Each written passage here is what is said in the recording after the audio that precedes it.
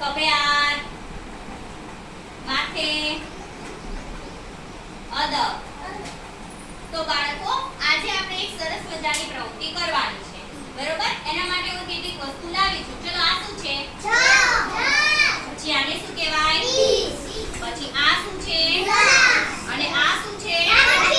વાટકી. તો હવે હું લક્ષ્મીને કહું છું કે લક્ષ્મી, આમાં જે પાણી છે, આ પાણીને તું આ ગ્લાસની અંદર નાખ. ચલો, જો લક્ષ્મી ગ્લાસમાં પાણી નાખે છે. બસ, સરસ.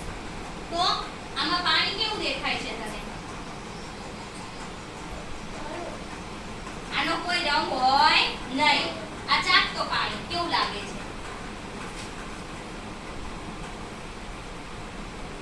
એનો કોઈ સ્વાદ છે નહીં, બરોબર? ખારો, મીઠો, તીખો એવું લાગે? પાણી તીખું લાગે? ખારું લાગે? મોરું લાગે? ના, પાણી પાણી જેવું હોય. એનો કોઈ રંગ ના હોય, ગંધ ના હોય. એમાંથી કોઈ સુગંધ આવે? આમ જો તો સુગંધ આવે છે?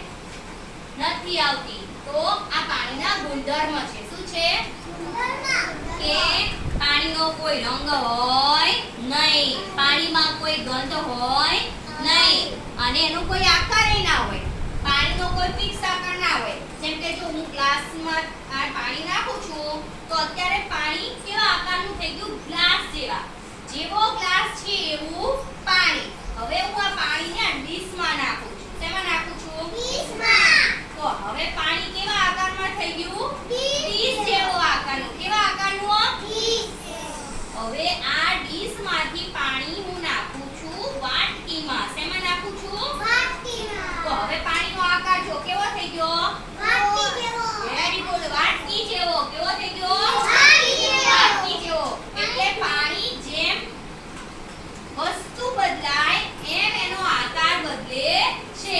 જો તમે ચોરસ વસ્તુમાં નાખો તો પાણીનો આકાર ચોરસ થઈ જાય.